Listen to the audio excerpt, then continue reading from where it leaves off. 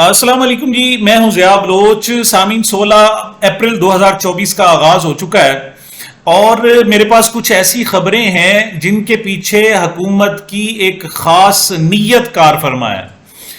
یہاں پر میں ابتدا میں ایک سوال کروں کہ آخر میرے وی لاگ کرنے کا مقصد کیا ہے؟ وی لاگ کیا ایسی روٹین میں کیے جا رہے ہیں، یا پھر یہ اگر خبریں آپ کے پاس پہنچانا مقصود ہے تو اس کے لیے تو بہت سارے ٹی وی چینلز موجود ہیں، اس میں خبریں چل رہی ہوتی ہیں، اگلے دن اخبارات میں بھی چل جاتی ہیں، آ جاتی ہیں خبریں۔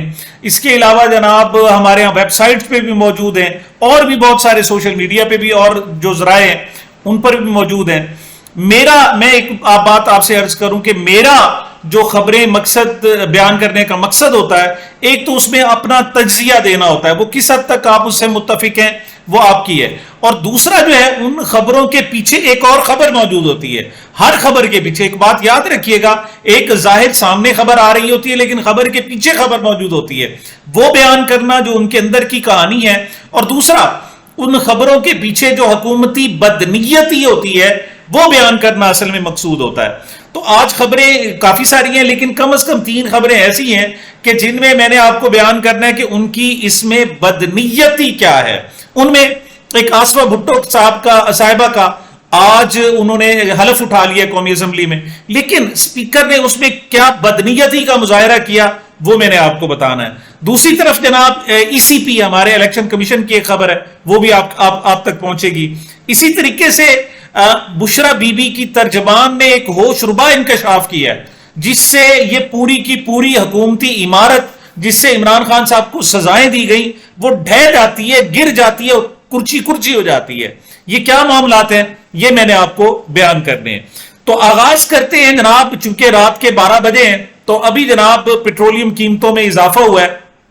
2 مدات ہیں، 2 مصنوعات ہیں جن کی قیمتوں میں اضافہ کیا ہے۔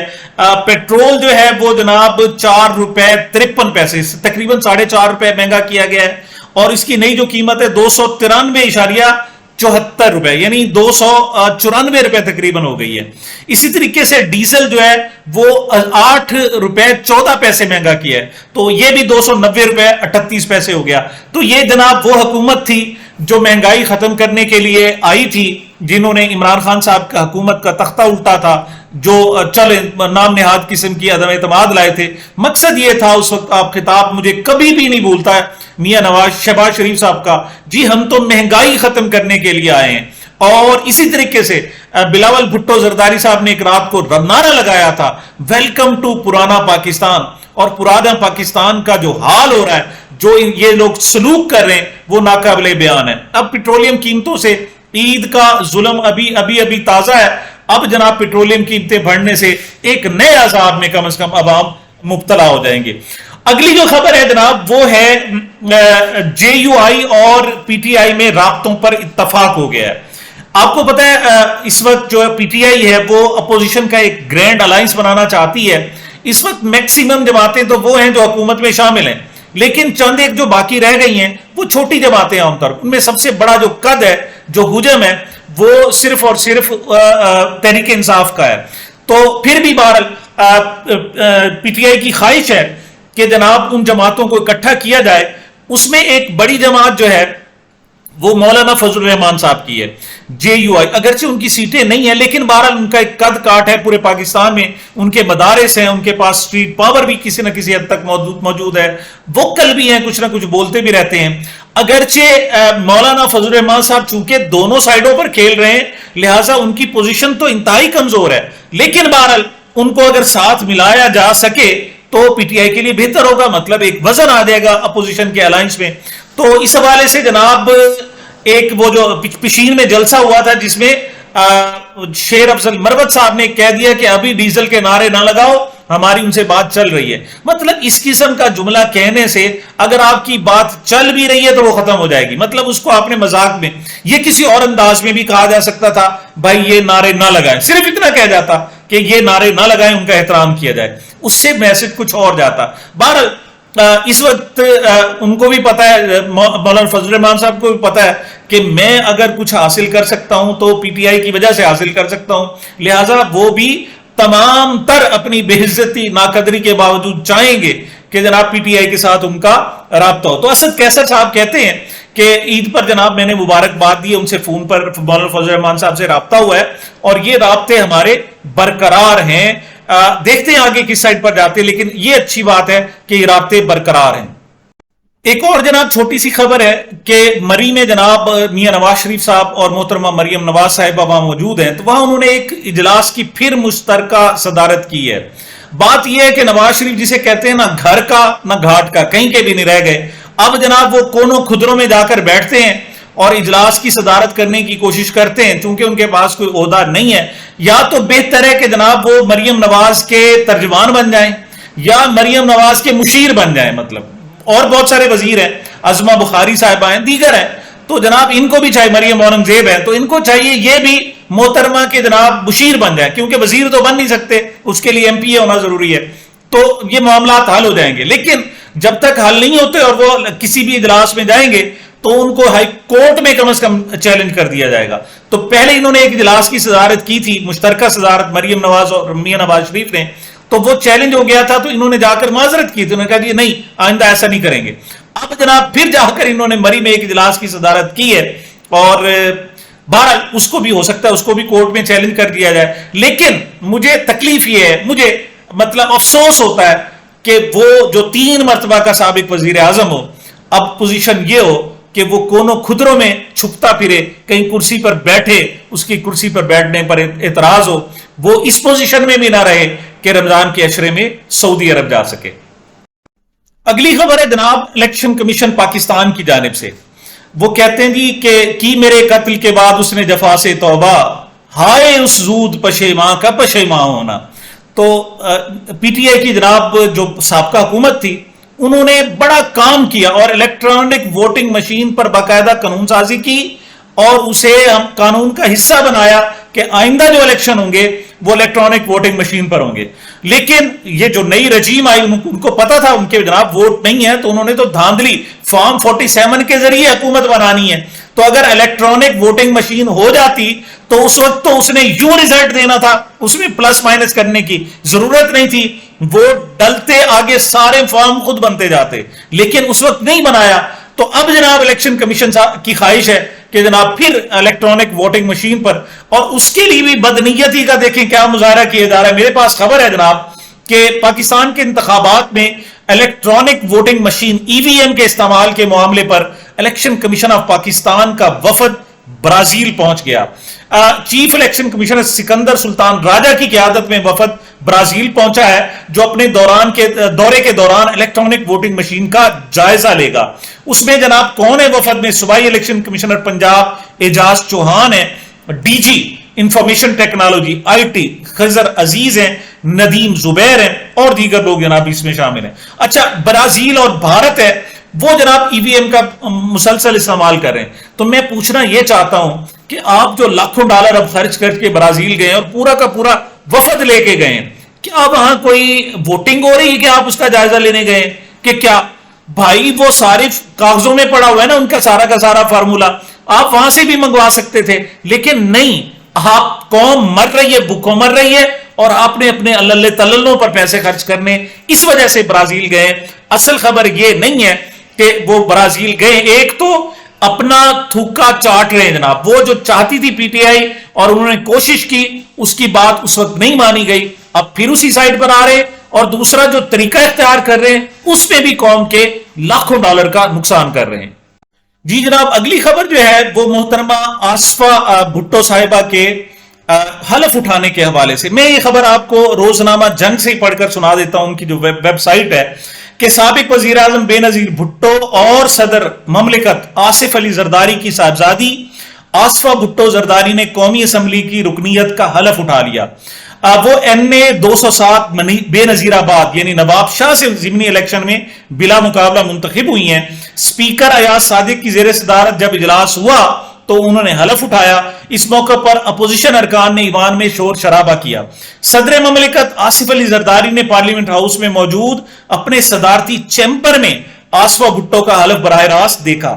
آصفہ بھٹو کے حلف برداری کے دوران پیپلز پارٹی کی قیادت وزیٹر گیلری میں موجود تھی، جن میں وزیر اعلیٰ سندھ تھے مراد علی شاہ، وزیر اعلیٰ بلوچستان سرفراز بگٹی، بختیار بھٹو، فریال تالپور دیگر تمام لوگ.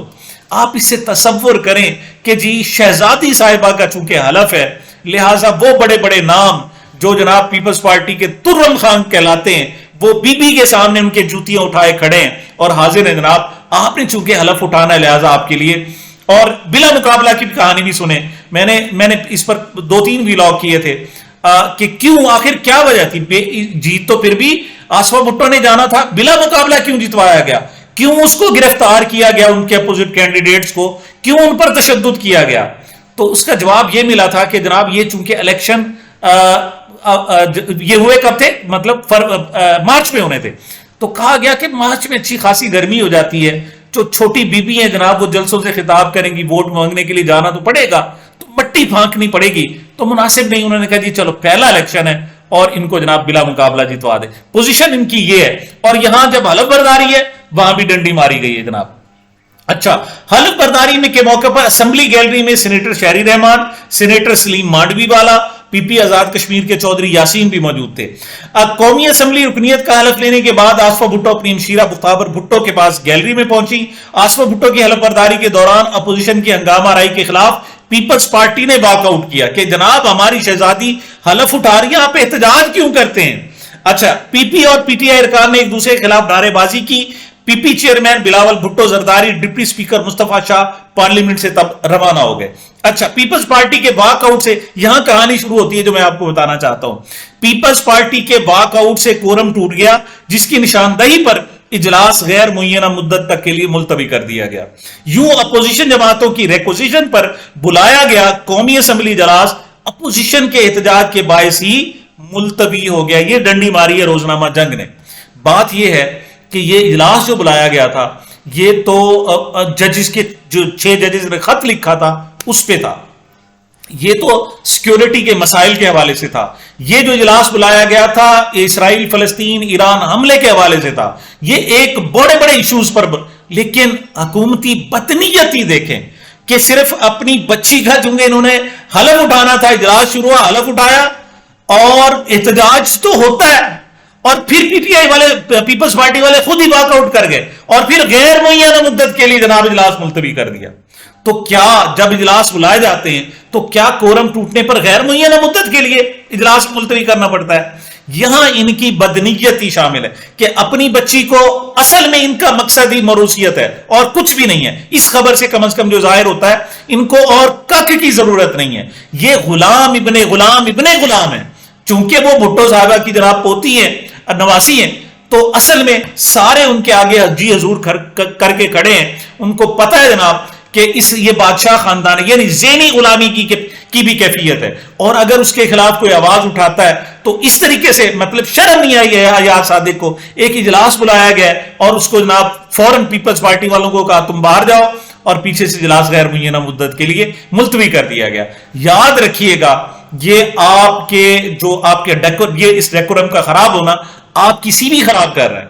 لوگ کہیں گے کہ کتنا بدنیت قسم کا یہ سپیکر موجود تھا اور کس طریقے سے اس نے ایوان چلایا.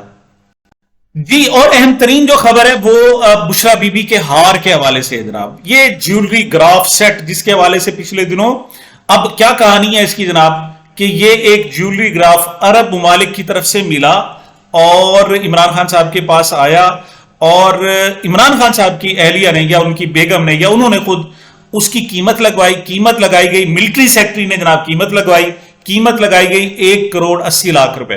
اس میں 50% 90 لاکھ روپے دے کر یہ جناب ہار خرید لیا عمران خان صاحب نے، یعنی اپنی اہلیہ کے لیے. اچھا، اس پر جناب الزام لگایا گیا کہ اصل میں جو یعنی پیپلز پارٹی نون لیگ کا جو موقف تھا وہ یہ تھا کہ جی اصل بات یہ نہیں ہے کہ آپ چیزیں خریدتے تو سارے لے ہیں، چیزیں لیتے رہے تو جگانا سے.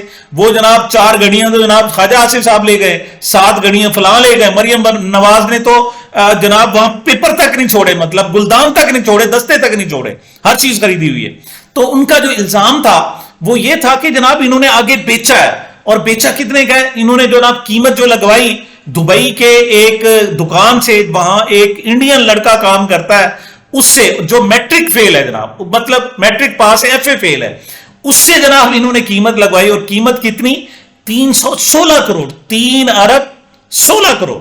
انہوں نے جناب جو الزام عائد کیا کہ عمران خان نے 1,80,00,000 میں یہ خریدا، اس کی اصل قیمت 2 کروڑ نہیں تھی بلکہ 316 کروڑ تھی، اور ان 316 کروڑ پہ جناب انہوں نے باقاعدہ 3.5 ارب روپے جرمانہ بھی عائد کر دیا، 16 سال قید بھی سنا دی کہ جناب انہوں نے آگے بیچا ہے۔ مطلب پھر میں سمرائز کر رہا ہوں کہ اس وقت نون لیگ پیپلز پارٹی کا الزام یہ ہے کہ ہار خریدنا نہیں تھا مسئلہ، اصل مسئلہ یہ ہے کہ انہوں نے آگے ہار بیچ کیوں دیا۔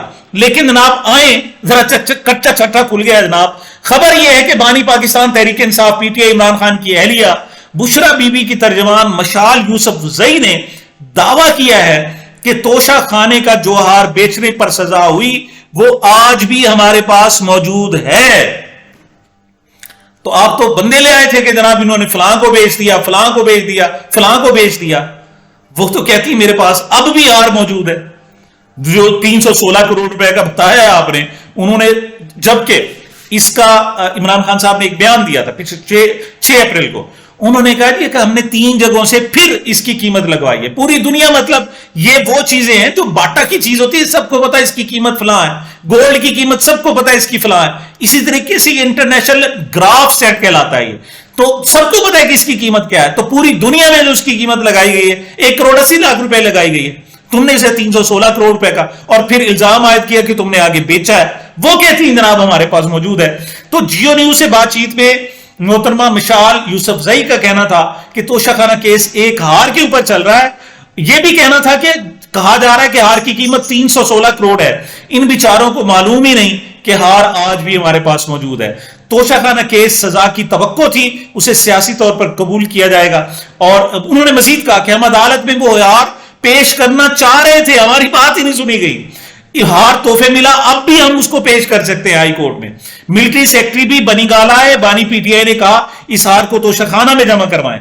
ان کا کہنا تھا کہ ہار توشہ خانہ میں جمع ہونے کے بعد قیمت دے کر حاصل کیا گیا، اس ہار کی اصل قیمت 1,80,00,000 کے قریب بنتی ہے۔ انہوں نے ہار کی قیمت 316 کروڑ کے وہ طے کر کے وہ مقدمہ کیا اور 16 سال سزا بھی سنا دی، اور وہ کہتے ہیں جناب یہ ہار موجود ہے۔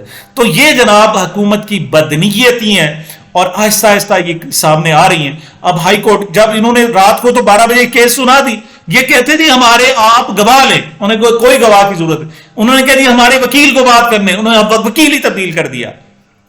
سزا تو سنا دیا آپ نے، لیکن اب ہائی کورٹ میں یہ کیسے سروائیو کرے گی جب وہ ہار ہی لا کر ہائی کورٹ میں رکھ دیں گے، حضور یہ ہار پڑا ہے آپ آئیں اس کی قیمت لگوائیں، تو یہ 316 کروڑ روپے پھر کہاں سے آئے گا؟ شرم سے ڈوب مرنے کا مقام ہے۔ بہرحال یہ جناب آج کی اہم ترین خبریں، اور بہت ساری ہیں جناب، لیکن چونکہ ٹائم زیادہ ہو گیا تو یہ آج تک کی میری جناب گزارشات تھی۔ اگلے ویلاگ میں ایک اہم ترین ایشو لے کر میں محترمہ مریم بی بی کے حوالے سے لے کر آ رہا ہوں، تو انشاءاللہ وہ سماعت کیجیے گا۔ تب تک مجھے میرے چینل کو اپنی محبتوں اور دعاؤں میں یاد رکھیے گا۔ ملتے ہیں چھوٹے سے وقفے کے بعد۔